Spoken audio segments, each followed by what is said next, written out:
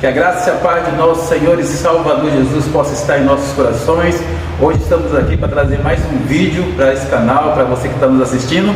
E convidamos a nossa irmã Daiane aqui, que ela vai fazer algumas perguntas para nós, para você que está em casa que não conhece muito, para ficar conhecendo um pouco mais sobre quem é o Pastor Edson. Mas desde já eu quero agradecer ao Francisco, o irmão Francisco, que está gravando esse vídeo, e também a irmã Daiane por estar aqui nos auxiliando, e que Deus abençoe. Graça e paz, eu agradeço a Deus por esse privilégio de poder estar aqui hoje, né?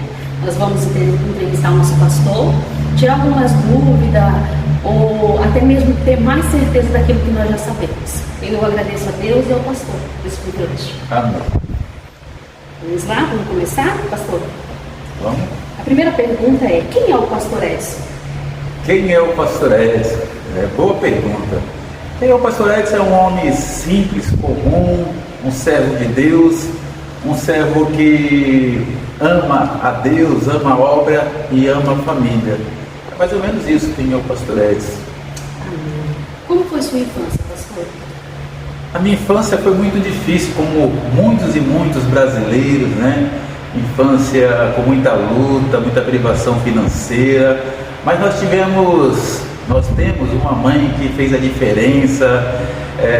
Nosso pai já se foi, está na glória, mas nós temos uma mãe que deu muito carinho, muito amor, deu valores, ensinou aos seus filhos, né? Nós somos de uma família com 9, minha mãe teve 9 filhos, e ela ensinou valores muito importantes que traduziu em nossos caráteres, e hoje nós somos o que somos, graças a Deus e graças a você, minha mãe querida. Um abraço e que Deus abençoe. Amém. Como é o seu dia a dia, pastor? Meu sua dia rotina, sua correria, que nós sabemos, né, que a vida do pastor não é fácil. Me diga, pastor. Então, meu dia a dia é muito corrido. Eu procuro, quando não tenho muito compromisso, a parte da manhã, acordar, orar, né, que é algo muito importante, nós orarmos a Deus. Eu leio a Bíblia, e aí quando dá tempo, a gente ultimamente está fazendo uma corridinha na esteira, né, que é muito bem para a saúde, faz muito bem para a saúde.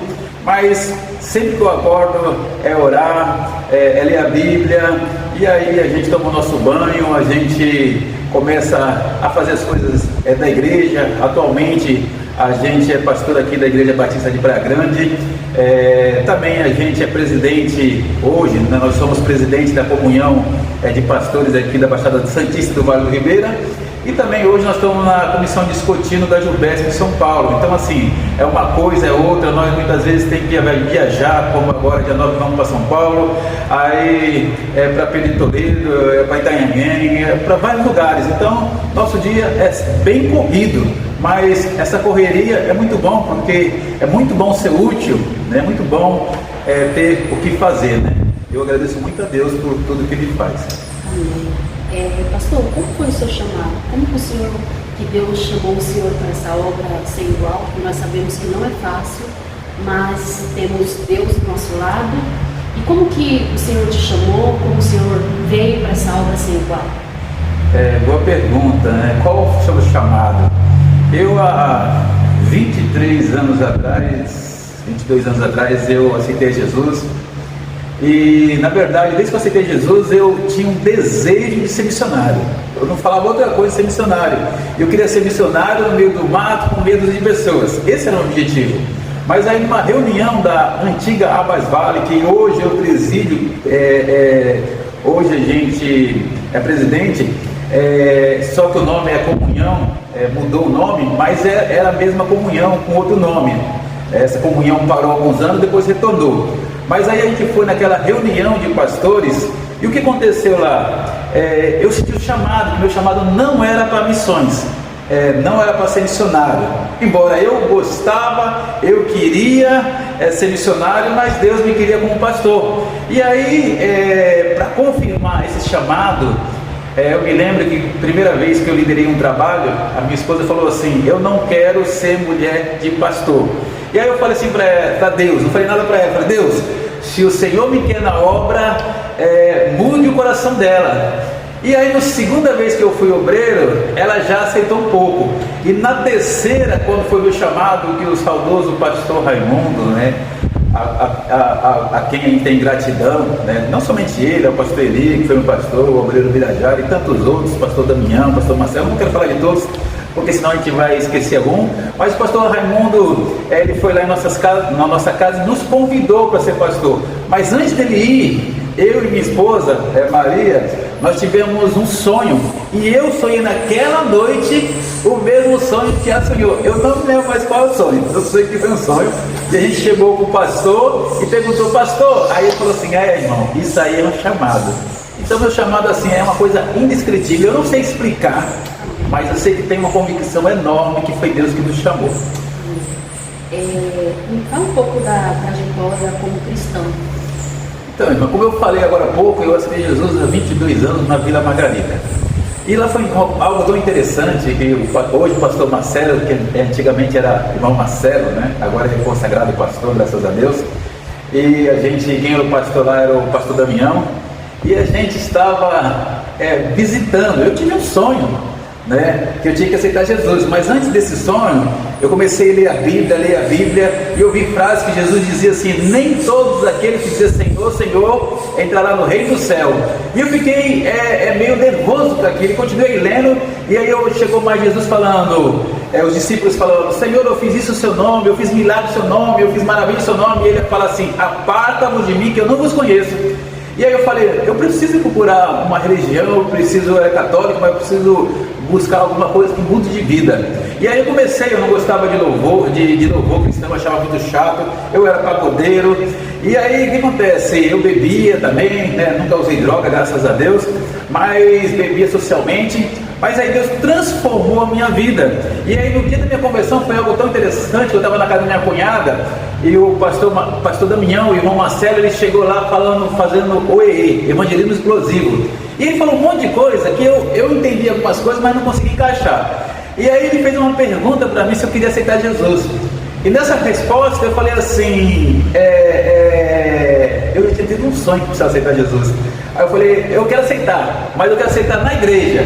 É uma coisa tão meia boba, né? Mas assim, a gente aceita Jesus em qualquer lugar. O bandido da cruz aceitou Jesus lá na cruz, se arrependeu, né? Então eu falei: eu quero na igreja. Aí eles, com toda a paciência, graças a Deus, fomos até a igreja. Aí chegou lá o pastor, o irmão Marcelo na época, falou assim: você quer aceitar Jesus? Eu falei: eu quero, mas antes vamos cantar aquela música, não há Deus maior. Que era uma febre naquela época: não há Deus maior, não há Deus melhor, não há Deus tão grande como o nosso Deus. E aí eles cantaram: agora quer aceitar Jesus? Eu falei: agora eu quero. E aí foi o dia mais feliz da minha vida. Eu fiquei muito feliz, algo entrou que a gente sabe que é o Espírito Santo, e transformou minha vida. Eu parei de beber, eu parei de pagode, eu dei meu CD todo para minha irmã. Eu me recordo que minha irmã falou assim: eu não vou beber mais. Eu falei: eu não quero mais, graças a Deus nunca quis mais mesmo. E dali eu comecei já a trabalhar na obra, 3 meses eu estava dirigindo um culto, evangelizando. Foi uma conversão muito impactante para a minha vida. Aí começamos a trabalhar, até que a igreja de Vila Margarida fechou, para fazer reforma. A gente foi para a igreja de Vila Joque, e na igreja de Vila Joque era bem longe. Eu casei e fui morar no Quarentenário com a minha esposa, e a gente passou uma crise financeira, ficou os dois desempregados, a gente não tinha como ir para o Joque. Aonde a gente foi? Na Igreja Batista da Paz, da convenção ali, Igreja Batista. E aonde eu fiquei 1 ano e pouco, e onde foi o primeiro convite a ser obreiro. E a gente foi obreiro lá, aceitou o desafio. Deus abençoou bastante aquela igreja. Aí eu voltei para Vila Margarida, e nisso eu fiz o instituto. Eu me recordo quando eu fiz o instituto, eu não tinha condição de pagar. Aí eu conversei com o obreiro Naldo. O obreiro Naldo veio falar comigo na época: olha, ele não é nem obreiro naquela época, vamos fazer o instituto. Eu falei: mas não tenho condição. Aí ele falou: se não tiver, faz assim mesmo, a gente dá um jeito. Mas graças a Deus, para a honra e glória de Deus, quando eu fiz, a gente conseguiu pagar todas as matrículas, até mesmo que era barato, mas Deus deu graça para isso. E aí nisso a gente foi convidado a liderar o Joque, outro trabalho lá que foi super abençoado. E depois do Joque a gente passou um tempo no Rio Branco, a qual a gente tinha várias possibilidades. Teve um convite para São Paulo, que eu me lembro, recordo que o pastor Eli falou que não era bom naquela situação, e aí veio o pastor Marcelo, o presidente da Comunhão Nacional, e o pastor Renato na nossa casa, e fez um convite para a gente ir para Sinop, e estava tudo certo para a gente encaminhar, para a gente viajar até lá, para conhecer a cidade, até que o pastor Raimundo foi em nossa casa e nos chamou para ser pastor. E ele falou assim: eu não chamei você para ser obreiro, eu chamei você para ser pastor. E a gente ficamos 1 ano e pouco com esse pastor, e por 7 anos, agora a gente fez agora há pouco, né, nesse mês retrasado, mês passado, e hoje nós estamos aqui, né, servindo a Deus com muita alegria, né? Muitas lutas, irmão, muita luta, mas muita vitória. Mais ou menos isso. Por que o senhor quis ser pastor?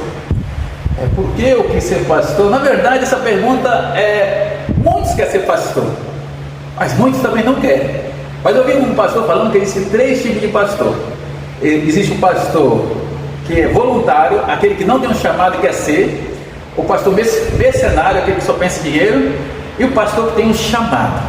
E pastor que tem um chamado não é a questão de eu querer ser pastor, porque na verdade eu queria ser missionário. A questão foi que Deus me chamou para ser pastor. E no dia da minha ordenação, eu me recordo que o pastor Renato falou uma coisa tão interessante aqui. Ele falou assim: nem todos podem ser pastor. E aí todo mundo, até eu pensei, nossa, por ser estável. Ele falou: não, porque nem todos aguentam a luta. E é verdade, é muita luta, mas tem muita vitória, é um privilégio. E eu quis aceitar esse desejo de ser pastor, porque eu queria tratar a igreja da forma que eu achava correto, biblicamente correta. E aí eu queria tratar melhor os irmãos, eu queria colocar meu ritmo. E hoje nós estamos aí, né? A irmã está aqui, o irmão Francisco está aí. Hoje na nossa igreja nós estamos vivendo o melhor momento que nós vivemos até hoje, né? Momento de harmonia, momento de trabalho, luta tem mesmo. Mas assim, hoje as pessoas estão felizes. Algumas vezes eu saía bem de casa e voltava ruim da igreja. E eu queria falar assim: igreja é para você sair ruim de casa e voltar bem. Eu creio que hoje é assim, pelos testemunhos que os irmãos e irmãs têm falado, né? Então é por isso que eu quis ser pastor, porque eu quis fazer algo diferente. E outra coisa, eu entendi que o Deus queria eu ser como pastor, porque o pastor podia dar suporte para missionário, podia ajudar o mais missionário. E eu creio que foi esse motivo que me levou a ser pastor. Fale algo que o senhor acredita ser importante sobre a sua ordenação. A minha ordenação foi a primeira, depois de 20 anos aqui do Instituto, aqui na Baixada Santista, foi a primeira nessa igreja e na comunhão regional, que nunca teve. Hoje, agora o pastor Marcelo foi o segundo, mas eu fui o primeiro. E algo muito interessante foi assim: antes da minha ordenação, as pessoas, tinha alguns irmãos que me chamavam de pastor.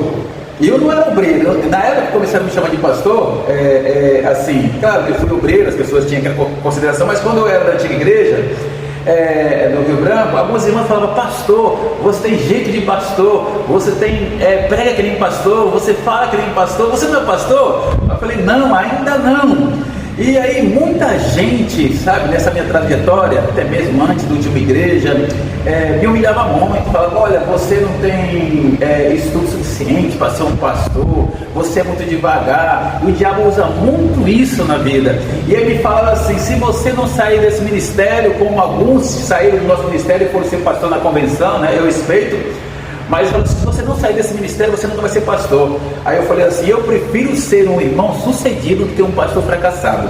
E outra coisa, eu falei assim: o que eu quero se Deus quiser que eu for pastor, que eu seja pastor, nem o diabo vai me pedir. A única pessoa que pode pedir é ele. E aí o pastor Raimundo, como eu falei, foi lá, me chamou. E no dia, irmãos, que eu passei de primeira, graças a Deus, eu fiquei tão nervoso quanto a carta de motorista. É mais ou menos assim, ou um pouco mais difícil, né? Mas, irmãos, quando você passa no concílio, 2 horas e 25 minutos de concílio, os pastores perguntando, pastor de São Paulo, pastor aqui da Baixada perguntando, e você tem que responder na Bíblia e falar um versículo de cor, ou então abrir a Bíblia e mostrar, não é só você falar apenas.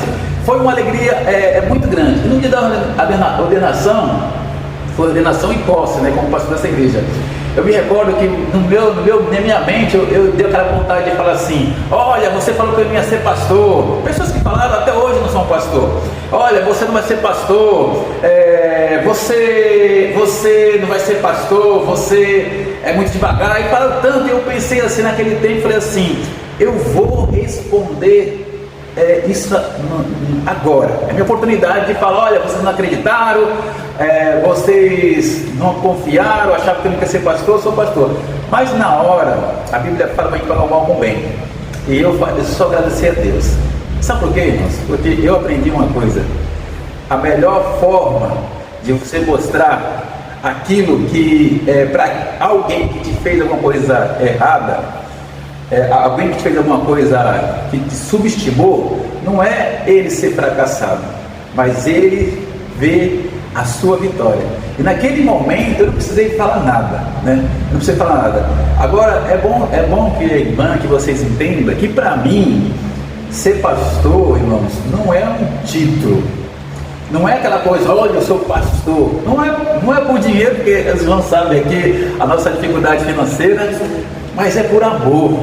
É por amor a Deus e a obra. É por poder levar a palavra de Deus, entendeu? E o fato de eu não desistir desse pastor é por causa disso, porque a gente ama a obra de Deus. Então foi isso mesmo, foi um dia maravilhoso que eu comemorei muito, né, na questão aí da ordenação. Eu acho que eu comemorei mais no concílio do que a ordenação. Aí tem uma curiosidade que a primeira pessoa que chamou o pastor, você sabe quem foi? Nem sei se ele sabe, mas foi o pastor Eli. A gente se ajoelha e os pastores começaram a colocar a mão sobre nós, orar, e ele pegou na minha mão assim e falou: levanta, pastor Edson. A primeira pessoa que me chamou de pastor depois do consagração. Um abraço muito grande ao pastor Eli. Nessa pergunta última que eu fiz, o pastor respondeu um pouco sobre essa próxima pergunta, mas eu queria que o pastor afirmasse mesmo o porquê, sobre por que o senhor não desiste, pastor. Então, motivo para desistir, porque assim, quando você é chamado de pastor, tem chamado de ser pastor por poder, você não desiste pelo poder. Quando é pelo dinheiro, você não desiste pelo dinheiro. Mas no meu caso, como o caso de muitos pastores, porque tem um ou outro assim que é por causa de poder e prazer, e aí globalizam tudo, e acham que todos os pastores são iguais. Mas tem um monte de pastor muito mais melhor do que eu, e mais humilde, tem mais amor do que eu. Mas eu não desisto de ser pastor porque eu amo a Deus. E um tempo eu fiz uma aliança, um acordo, um pacto com Deus. Eu falei assim: Deus, eu sei que a trajetória, que nem Paulo fala para Timóteo, aquele que quer viver fielmente vai sofrer perseguição. E perseguição todo mundo, não é só crente não, todo mundo que procura fazer alguma coisa para Deus sempre vai passar dificuldade. E aí eu fiquei assim pensando, né, Deus, eu posso muitas vezes estar fraco, triste, abatido, murmurando, mas eu quero pedir uma coisa para o Senhor: me mantém eu firme, e eu quero obedecer. Se eu estiver doente, eu vou obedecer. Se eu estiver com saúde, eu vou obedecer. Se eu estiver triste, eu vou obedecer. Se eu estiver feliz, eu vou obedecer. Se eu estiver bem, eu vou obedecer. Se eu estiver mal, eu vou obedecer. Então eu vou obedecer ao Senhor. E é importante obedecer ao Senhor. E a única coisa que eu quero em troca não é os bens materiais, é a sua bênção. Que meu nome esteja lá no livro da vida, que eu possa estar no céu, né? Eu sei que está, porque a palavra está, fala que quando a gente aceita Jesus, o nome escrito no livro da vida. Mas eu quero dizer a vocês que o fato de estar na glória com Deus no tempo, naquilo que Paulo fala que o olho nunca viu, ou seja, você nem eu nunca vimos, nem nunca ouvimos, nem nunca chegou no nosso coração aquilo que Deus tem preparado para nós. E eu quero estar lá com Ele. Eu amo tanto a Deus que eu não posso decepcionar aquele que me amou tanto e deu sua vida por mim. Amém. Pastor, nós sabemos que lidar com pessoas não é fácil. Ainda mais com muitas pessoas, né? Pessoas diferentes, cada um com o seu jeito. E eu queria fazer uma pergunta assim, eu acredito que todos nós ficamos assim nos perguntando, porque nós sabemos que não é fácil. Por que o pastor não desiste de ajudar as pessoas? Então, irmã, a Bíblia fala que a fé sem obra é morta, e a obra sem fé é morta.